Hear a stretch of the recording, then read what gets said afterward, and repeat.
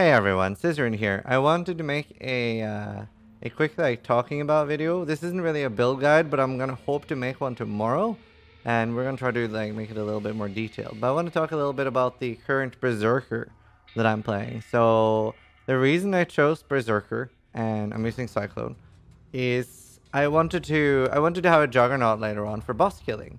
However, I don't really want to level up as a Juggernaut, right? It's pretty slow, and you can, but, you know, I'd rather just level up fast with a Berserker. And I was theory crafting on POB, and I got a fairly decent build with, I think I had something like 500,000 damage. But I was thinking this is a little low for a Berserker, even though I focused on the tank and stuff like that. Then I realized that I had, the weapon I was using as an example was a 200 DPS Valax, when in reality I'm using a 666 one.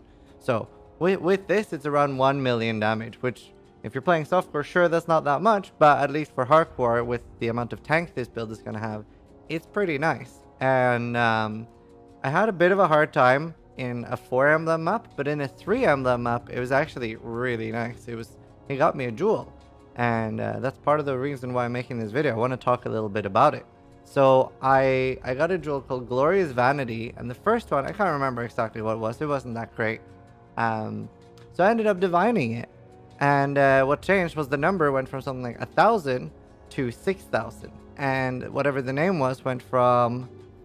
It wasn't Doryani or Surfy. It was something else. But it turned into Doryani. So from what we understand, Doryani is what modifies the keystones.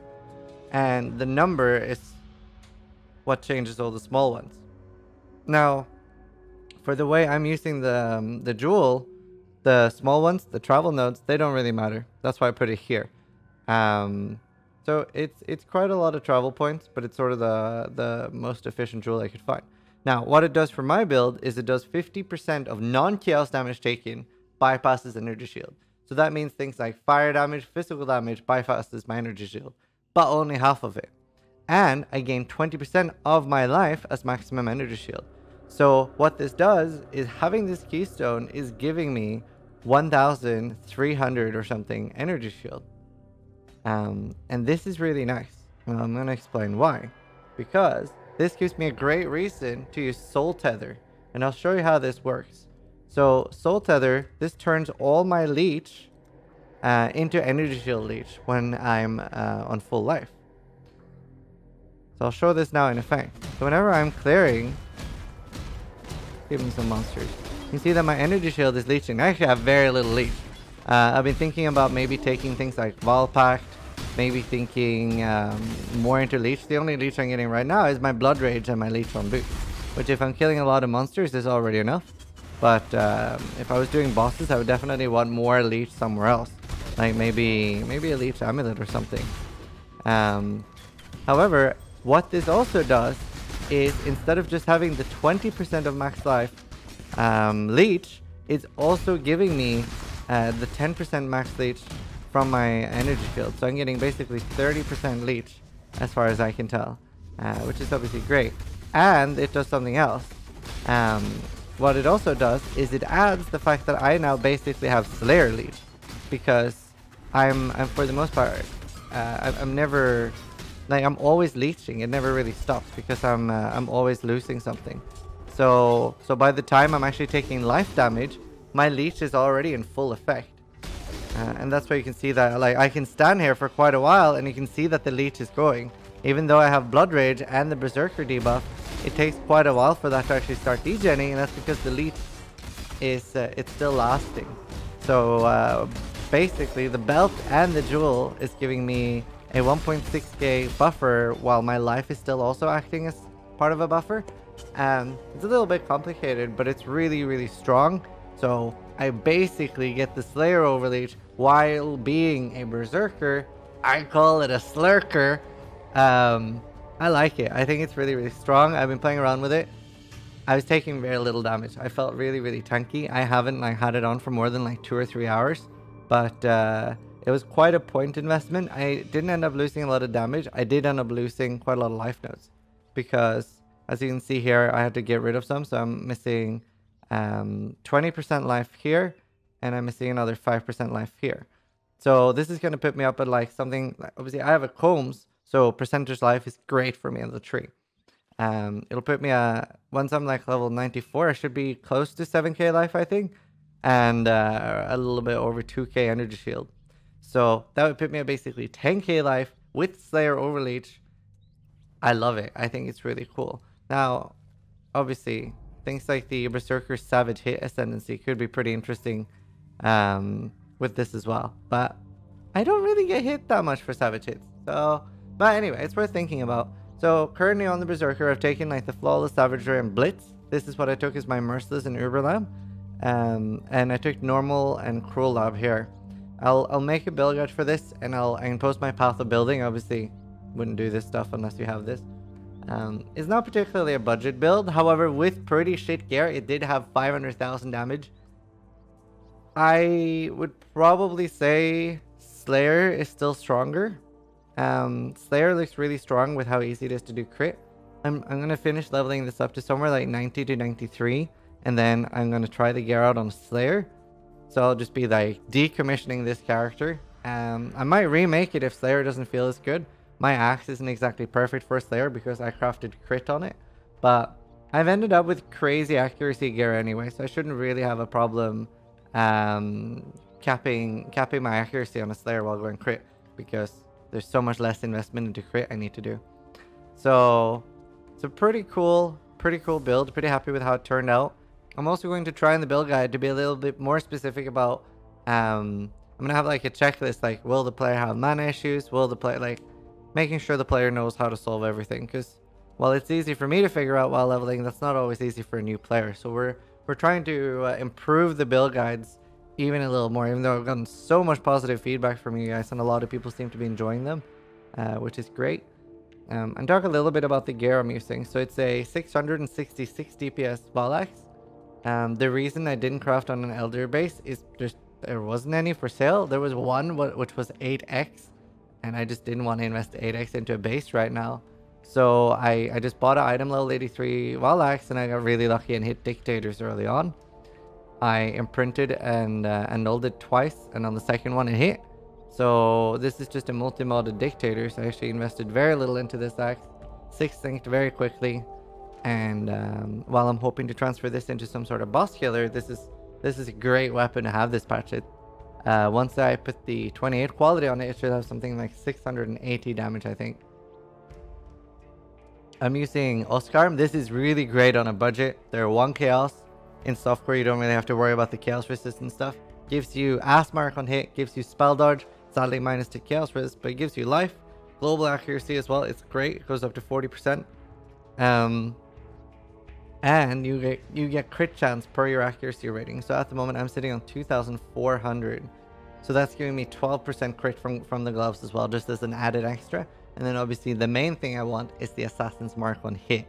Assassin's Mark raises your base crit, which is really important, especially as a Berserker, because I don't have the Slayer 8% base crit. And obviously the power charges help out a lot as well. Here, I got a -7 mana cost ring, making my Cyclone free. And I'm actually got a really nice sunset ring, pretty cheap. Been up for a few days, pretty happy about that. So that makes my pride level 22 once it gets to 20. Combs Heart, pretty expensive this league, but I would just use like an Elder chest or something if you were on softcore. And Leech Boots. When I started this build, didn't really need Leech, because I already had like the Blood Rage Leech, and I wasn't really relying on it a lot. So I was going to try to get attack and cast speed on boots, but I have very little currency left right now. Devotos, just more speed, more greatness. And class that up pretty normal here. Other jewels aside, I'm using Transcendent Flesh, which when these aren't allocated, it makes it that I get 60% crit multi. If you travel slightly different, or if you don't take these, you can get 70 crit multi. Because the way it works is, it's the unallocated passives that are giving you crit multi, and the allocated ones are giving you fist reduction. So as you can see here, I'm losing 60 strength, which is a decent amount of life.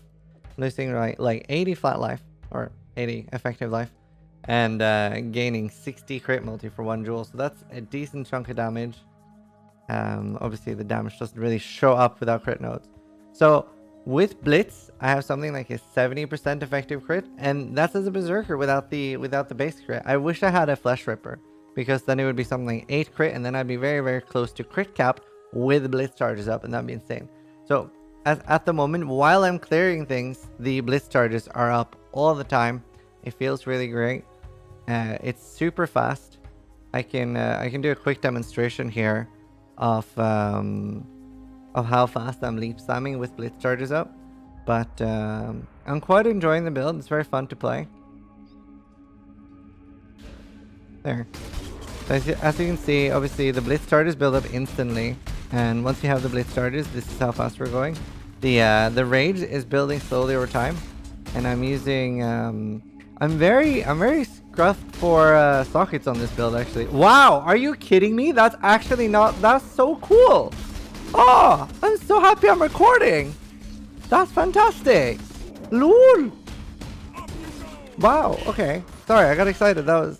Alright, this is on the league as well, so this is great for me. I'm very poor right now. But as you can see, it's very, very fast. And whenever I pop the burster, you can see that it's like, I'm going ham. And this is really great as a way to deal with, like, especially Legion bosses and stuff like that. I haven't really made this to fight bosses. This is made mostly for leveling up fast and doing okay at the Legion. And yeah, as I said, even on hardcore, I've done up to a 4 emblem. I haven't tried 5. And honestly, I did struggle in a 4 emblem.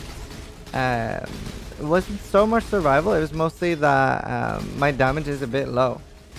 Like, you do need like a lot of effective damage. So something like Essence Drain, even though it has less damage, would probably do better, because I felt that I was running around a lot. And maybe we can get some background footage from me doing the emblems while I'm talking about this. But in the emblems, I really felt that I was struggling to keep up with running to the boss in between and keeping up the damage. So, like I said, even though I have 1.1 million damage, which is especially on hardcore, that is a lot of damage. And definitely something that, you know, a lot of more casual players will struggle to get. Was not easy.